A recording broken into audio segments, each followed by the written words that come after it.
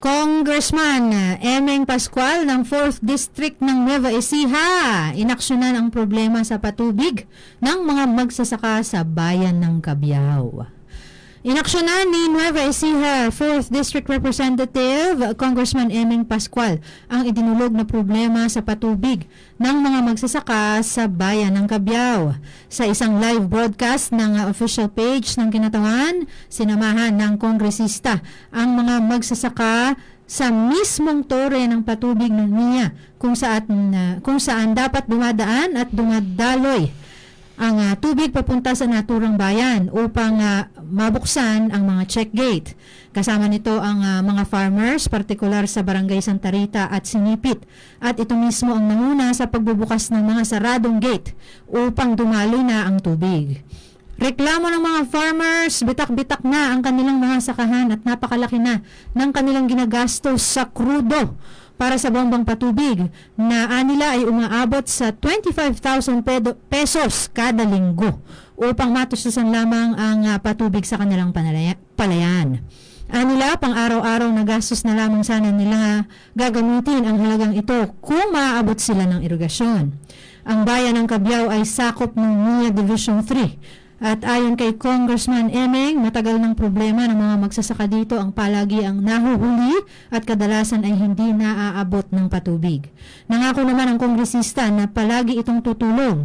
Sinabi pa nito na hanggat hindi sinasabi ng mga taga-Cabiao na naabot na at sapat ang tubig sa kanilang sakahan, hindi isasara ang mga check gate.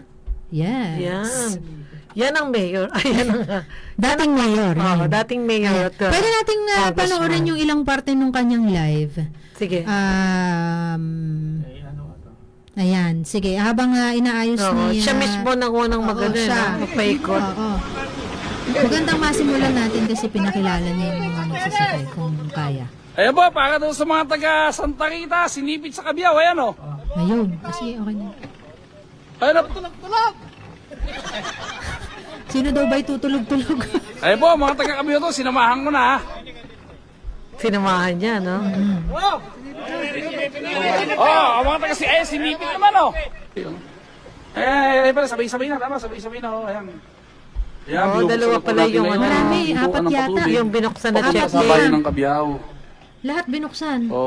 Sabi ko nga, hindi Ayan, naman po masama na parang kumuha tayo ng tubig, yung lahat ng bayan, pero kawawa naman po ang bayan ng Cabiao. Kaya sana po, naunawaan ako ng iba na tulungan po natin ang mga taga-Cabiao. Ayan, hindi ko po kayang pabayaan ang mga taga-Cabiao. Ayan po, masayang yung mga taga-Cabiao. Sila mismo pinigbukas ko. Konsehal. Ayan. Ayan po. Ayan. Yung mga tagapakinig natin sa Ayan, sa radyo, mapapanood yan sa Facebook. Ayan na, iba na ang bukas o, ayan na. Wow, lumakas nga, Parang bumuhos yung tubig, ano? Parang ganyan yung nangyari sa... Abangan nyo na po, ayan, saluhin nyo na. Binuksan ng engineer sa Sa may... Baling Ayan West. po, Baling sabi nga po nung mga taga-Cabiao ngayon nakasama ko dito, yung pambili ng diesel, minsan daw nakaka-benching tumili sila, isang linggo lang, pambili na ng pagkain ngayon. Para gumanda na makita ng mga taga-Cabiao. Bayan ng Cabiao, abangan ayan na po ang tubig na biyaya para sa inyong bukirin. Ha? Hindi ko po pababayaan ang mga taga-Cabiao, yan ang sigurado. Kaya kasayan na dito, madami kami dito sa Torre. Mga ilang araw ito? Hindi. Yung mga taga-Cabiao, ilang araw sa kailangan to? Isang linggo. Isang linggo ito yung sa Cabiao. Malakas na. Second to, makano. Sa 5 araw siguro yan. Sa Tarita kami. Kaso bukol tunaw natin ngayon yan. Hindi nga kasi yan. Aha. Yung kasing dulo, yung mga taga-Santa Rita sa Cabiao, hindi aabutin. Pag hinala, ganito gawin natin. Itodo natin, sagad-sagad ang tubig pupunta sa bayan ng Cabiao. May kirap, malakas na. Hindi, hanggang di Hanggang di umabot. Hindi, ito mangyayari, Makmak. Hanggang hindi sinasabi sa akin ng mga taga-Cabiao. Yun. Sila, hindi natin hihinto yan ha. Walang sakahan sa Cabiao. Yun, mga taga-Cabiao, okay na rin.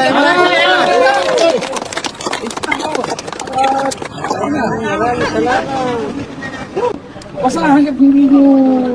Okay na si, Yan si Kong Eming. si Kong Eming talaga, oo.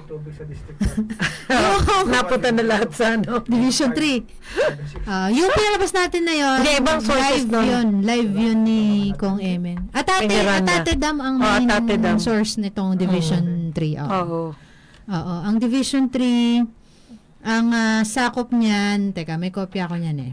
Alam mo yung Atate Dam, yung doon sa may Doon sa ano? Palayan. Palayan yung, pinakita natin sa doon Fort na Magsaysay. Oo, yun yung... na pwedeng yun ang magmamangka. tumatapon ng tubig. Lapad doon yung Oo, nakinluwang nun. parang Tapos ilog. parang napakalalim ano. Oo. So, yan yung pumupunta ng Gapan to Cabiao. Mm-mm. Ang covered Peñaranda. niyang Division 3, Santa Rosa, San Leonardo, Palayan City, Cabanatuan, San Antonio, Jaén, Aliaga, Zaragoza, Cabiao, Peñaranda at Natividad. General Natividad. Sa Nueva Ecija lang yan Oo. Hindi ko alam kung meron ng ibang parte pa ng Bulacan or Pampanga or Tarlac sa Division 3. Oh. Sana ganyan ng mga nanunungkulan. Hindi Na pag may problema Ang talaga. sumasama ay taga-Radyo. Oo, ina-actionan. Si Diego. Oo. Dito sa Dimba ang sumasama doon sa mga magsasaka at nagpupunta Si Mandaragit.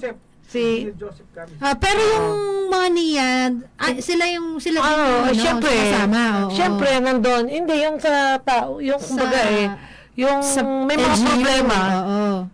Dito dudulog sa radyo, dapat sa mga munisipyo. Dapat Oo. ikaw naman. Hindi, kung hindi natutugunan ng NIA, ganun yun Dapat talaga niya. Oo. Mm. Ngayon, ang maganda ron, sasamaan nila. Mm-mm. O, di kasama ang NIA. O, di ba? Oo. Ganun. Para, May talagang, may authority. maiiwasan dun yung agawan ng tubig. Di ba? Mm-mm. Pagka may mga ganung instruction na talagang may dating. Mm-mm. Siguro naman may coordination din yung ginawa ni Kong Eming na yan sa NIA. Kasi syempre, siguro inilam din niya kung gaano kalaki yung, kung maapektuhan ba ng todo. Oo. Siyempre may pag-aaral na siya dyan. Oo, meron yan. Kasi, Oo. syempre, baka makulong naman siya dyan.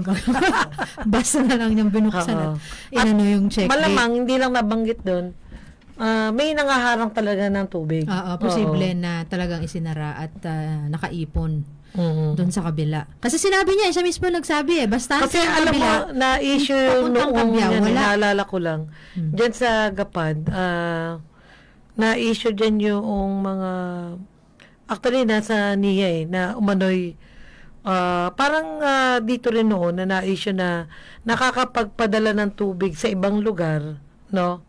Na kaya kung bakit nahaharang at hindi nakakarating doon sa talagang proper kanal na tinatakbuhan. May dinadaluyang iba. merong, Oo. Merong Tapos meron mga ding special childs. meron ding water tender. Meron, Tapos dapat malakas ka sa water tender. merong Parang mga ganon.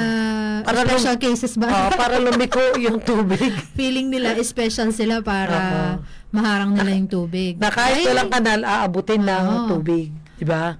Sila ang sisip-sip. Para Hindi, tatapon sa ilog, pwede, sa sapa, kaya gano'n. nga, Tapos sila na ang sisip-sip ng isip-sipin tubig. nila, gano'n. Ay, oo. Sana naman sana naman hindi na mag-El Nino. at Pero least, balita ko yung El Nino hanggang ngayong February lang Totoo ba yun? Hindi, Marso. February lang daw, sabi ng huli kong nabasa sa pag-asa. Ganun ba? Oo. Sana nga. Sana Very nga. good. Para nun hindi magkaroon ng Yung epekto sa ating mga Pantabangan Dam malapit nang mag-180. palayan hanggang March. 180 na lang yung laman na tubig, 180 meters. Okay. Ayan.